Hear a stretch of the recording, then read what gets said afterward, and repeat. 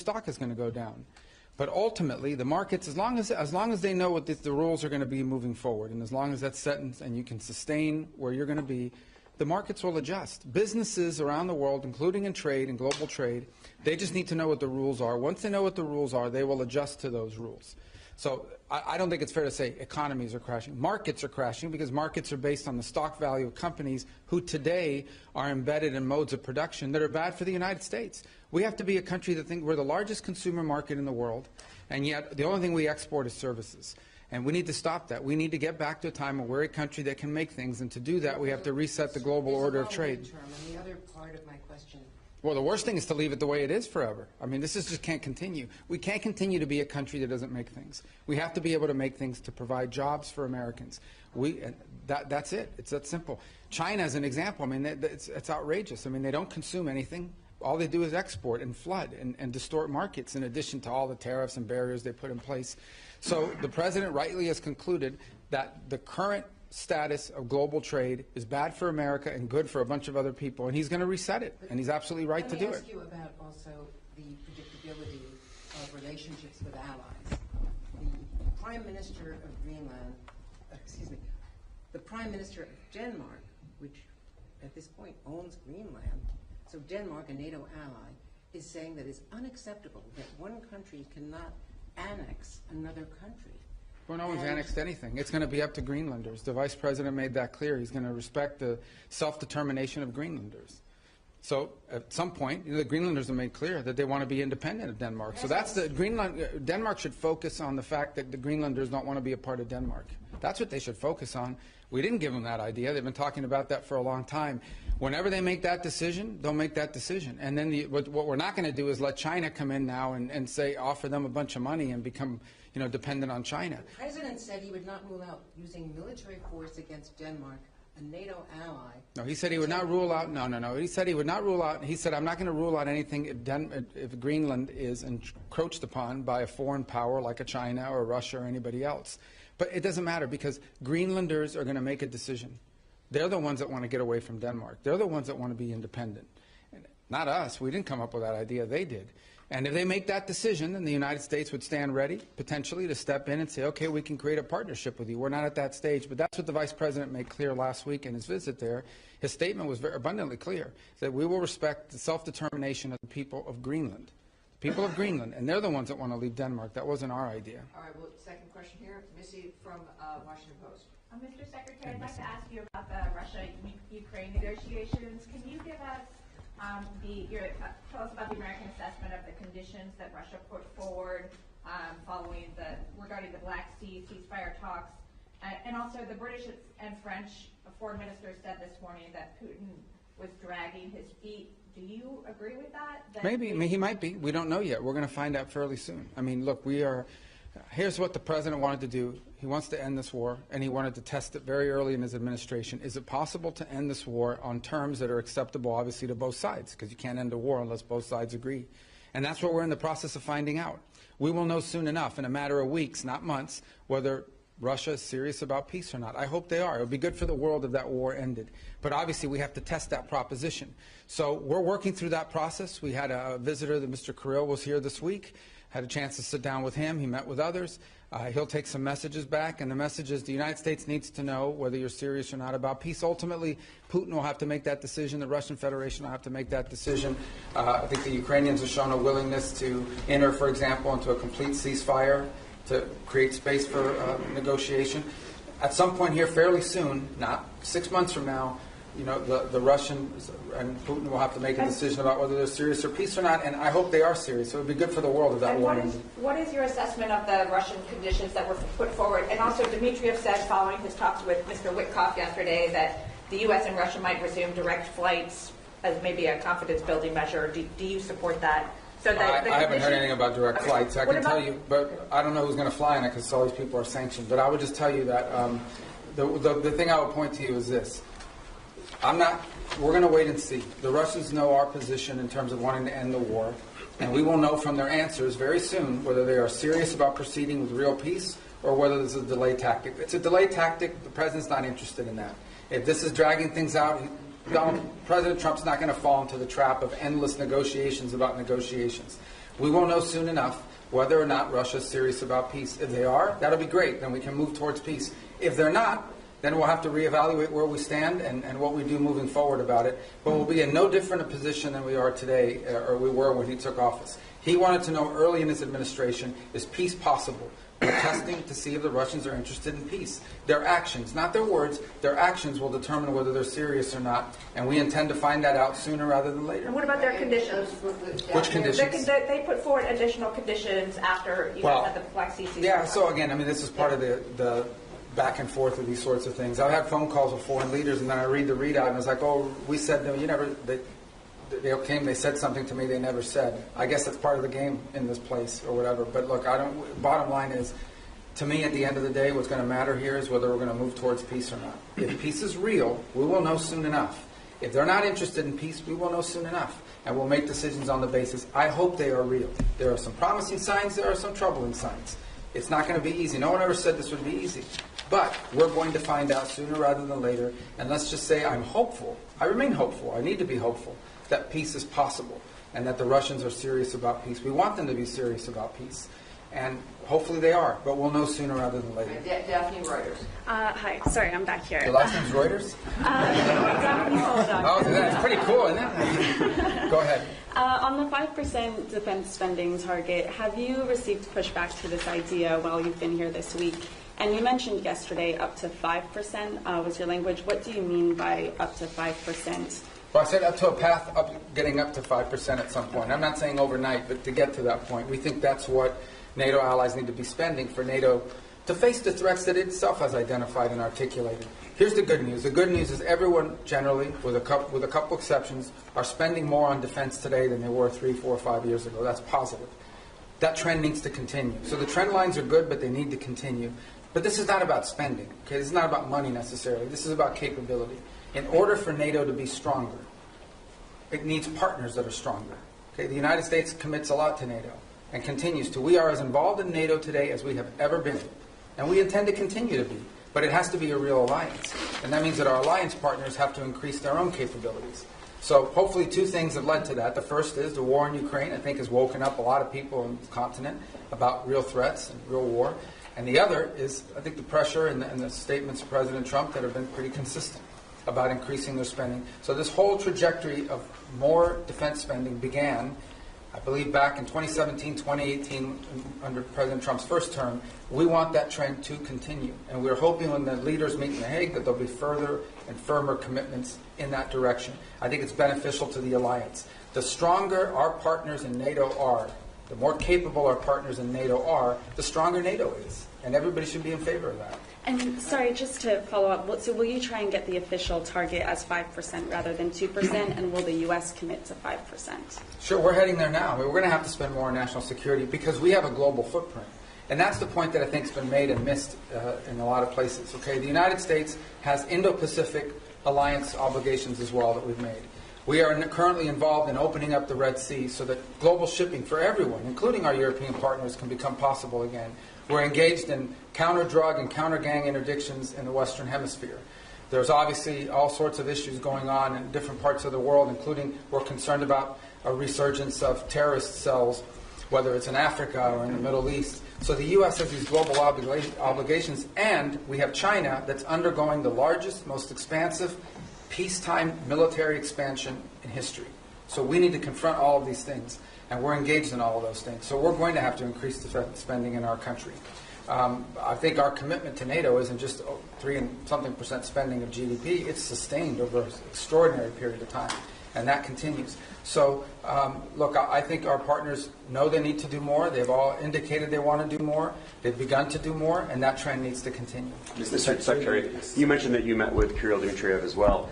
In order to stop them from dragging their feet and dragging this on, is there anything that you said, perhaps not threats, but is there anything that you said you wanted to see concretely from the Russian side in order to... Yes, peace.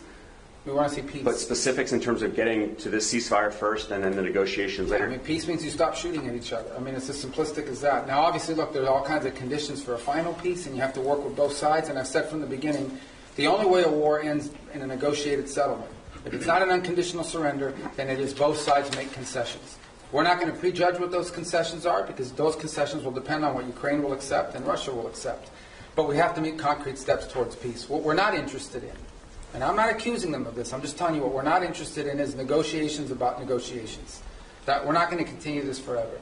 So none of it was threatening. I think it was more an explanation of this is our timeline, and at some point it'll be clear whether you want peace or you don't want peace. And that time is coming. It's pretty short. At the same time, as you now have seen, members of Congress have begun to file bills to increase sanctions. So there is going to be growing pressure from Capitol Hill to impose sanctions that we're not going to be able to stop if, in fact, we're not making progress towards peace. All these factors have been explained in the nicest way possible. Hopefully he'll take that message back to Moscow, and it'll make clear that we need to begin to see real progress, or we'll have to conclude that they're not interested in peace. But let's hope they are, because I think it would be better for everyone. Are more talks planned? Well, we need to hear an answer to this. I mean, we're going to have talks as long as talks are about something. It can't be talks about talks. At the end, I think initially it was important to talk because we hadn't talked to them in a long time, but now we've reached the stage where we need to make progress. And if we're not making progress towards peace, then we have a set of factors that we have to take into account. But hopefully we are going to make progress towards peace. I remain optimistic that we can. It'll be hard, it'll be difficult, but I'm optimistic that we can. Mr. Secretary, the Myanmar earthquake, I mean, normally in these kind of events you would have up to 200 Americans with sniffer dogs, special equipment, experts in their field, saving lives on the ground.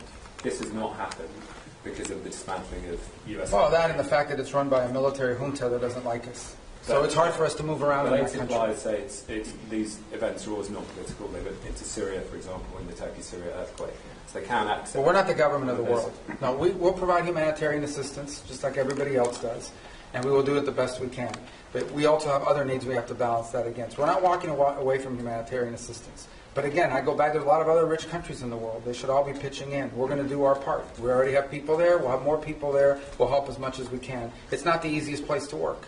Okay, they have a military junta that doesn't like us, doesn't necessarily allow us to operate in that country the way we wanted to. That would have impeded our response no matter what. That said, we are willing to continue to help in the humanitarian crisis. Other countries need to do so as well. China's a very rich country. India's a rich country. There are a lot of other countries in the world, and everyone should pitch in. I don't think it's fair to assume that the United States needs to continue to share the burden, 60-70% of humanitarian aid around the world. We will be in the business of humanitarian aid, but we have other priorities as well that are national interest priorities of the United States, and we're going to align all those to be properly balanced. Mr. Soft power. I mean, all of the experts in this have said the reason is not because of the politics of Myanmar, but it's because of the dismantling of USA. You simply couldn't deploy. Yeah, I don't listen to these so-called experts. They're not real experts. These are so-called experts. These are people that are part of that NGO industrial complex. No, these are people that make millions and hundreds of millions of dollars in these NGOs all over the world that stand up and they get flooded with U.S. taxpayer money, and then we have to spend $100 million to get $10 million to people. We're not doing that anymore.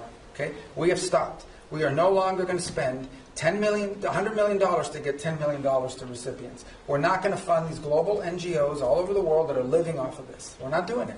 We are prepared to help and work with governments and appropriate NGOs on the ground that are delivering assistance. We will be there and we will be helpful. There are a lot of other rich countries. They should also pitch in and help. And some of them are and some of them are not. But we are going to do our part. We're going to continue to do our part. But it's going to be balanced with all of the other interests we have as a country. We are not a nation. We are the richest country in the world, but our resources are not unlimited. They are not unlimited. And we have a massive national debt, and we have many other priorities as well, and it's time to recalibrate all of that. So we'll be there, we'll be helpful as much as we can. We've got other things we have to take care of as well, but we care deeply about what's happened there. Mr. We wish we had a more cooperative government. Mr. Secretary, the Middle East was part of your discussion here in NATO, especially that did you find support from members toward your policy, our airstrikes and Houthis, and your maximum pressure policy toward Iran? Yeah, I mean, on the Houthis, everybody wants to get their ships through the Red Sea. We're the only ones doing anything about it, but everyone wants to, get their ships through there.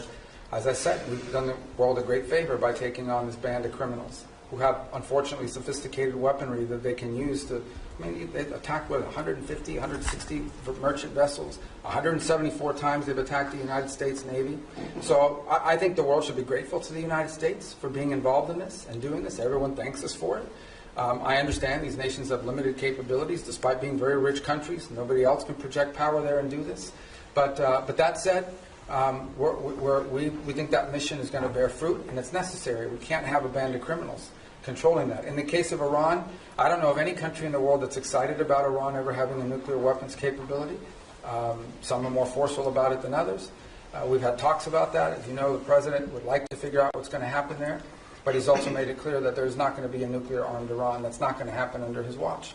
Mr. Secretary, what's your message to foreign citizens who may be afraid to come to the United States because they're concerned about potentially being detained over some minor administrative error, because they might have something on their phone with criticism of the president or of the Israel-Gaza conflict, and they don't want to come into the United States now? No, first of all, those people that have their phones looked at and so forth, and I'll refer you to CBP to go through their processes. But generally, it's people that have been flagged coming in for a reason. I would say that if you're not coming to the United States to join a Hamas protest or to come here and tell us about how right Hamas is, or to tell us about, stir up conflict on our campuses and create riots in our street and vandalize our universities, then you have nothing to worry about. But thousands and thousands of people come into the U.S. every single day to conduct business, to travel, to do all sorts, to visit relatives. It happens every day. It's very commonplace, and nobody has a problem. I mean, if you're coming here to create problems, you're probably going to have a problem, and I think that's a good thing. If you're coming here to create problems, not here, in the United States, you're probably going to have a problem. Yeah, but we're not going to continue to be stupid enough to let people into our country who are coming here to tear things up. Not going to happen. Mr. Secretary, have the Russians done anything concrete to make you encouraged that they are truly interested in peace? And when you talk about timeline, I know you're not going to give a specific timeline, but are you talking weeks? Are you talking months? I think we're talking weeks, probably. Yeah. I mean, there's a lot that has to happen here in the next few weeks in order for this to be real. In terms of concrete, I think they've agreed to certain things. I mean, I think their things are not striking now that they were before. Obviously, both sides claim that the ceasefire is being violated, as typical of ceasefires like this. But that said, not concrete in terms of are we closer to peace? We're closer to peace simply because we're talking to both sides, but we're not closer to peace because we have a deal on our hands to end this conflict. But we're going to know soon enough. That's my point I make everybody. People come, oh, well, Putin, you can't trust him. It's not about trusting Putin. It's not about trusting anybody. This is about actions. If you're interested in peace, you stop fighting. And you lay out the conditions by which you're willing to end a war. And they have to be reasonable conditions, right? Not crazy stuff. If you're interested in peace, that's what you do. If you're not interested in peace, then you sort of drag it out and you come up with excuses and you pull, and we know that, and we're not going to get pulled into that. But let's hope it doesn't come to that. Let's hope it, let's be optimistic that that's not the direction we're going. We're prepared if it is, but let's hope that we're not heading in the direction of this is just a delay tactic. All right, one more, then we wrap up. Don't you guys want to go home? The ones that came? Your allies here and also Ukraine, they believe that Russia is actually preparing to launch another campaign, a military campaign, as soon as the winter season ends. Do you have any reason to doubt that? That they're going to do what, I'm sorry? The Russians they are preparing to start another military campaign. Well, then we'll know they're not interested in peace. And at this very moment, they're targeting energy sites. Can I get a reaction to that? They're targeting what, I'm sorry? Energy sites in Ukraine. Well, again, I get that means they're violating the ceasefire. That's not a good sign, But I think I would tell you this, that ultimately this is a war right now. Things are going to be blowing up in Ukraine and inside of Russia because there's still a war going on. That's what we're trying to end. Okay, if we have a true ceasefire, which is what we wanted, a complete ceasefire, nothing should be blowing up. But the Russians didn't agree to that. They wanted a partial. And then obviously when you get into these partials, it's one of the reasons why we didn't push for a partial. We'll take it because it's better than nothing. But one of the reasons why we didn't push for a partial, because there's always disputes about what are you hitting and what you're not hitting. But in the end, this is still a war. And we want it to stop. The fact that religious sites are being hit, or energy sites are being hit, or civilian sites are being hit, that's why war is a bad thing. And that's why the president wants to end it. As far as them conducting another campaign, well, then that'll be a very clear sign. Right? If all of a sudden we wake up tomorrow and the Russians are launching a massive offensive, then I think that's a pretty clear sign they're not interested in peace. That hasn't happened yet. Let's hope it doesn't happen. We want to know whether they want to do peace or not. And if they do, then there's a way there, and we're willing to help. If they're not, then it's good to know early, so we can adjust our policies accordingly. All right, everybody, All right. thank you so much. Thank you, guys. Ambassador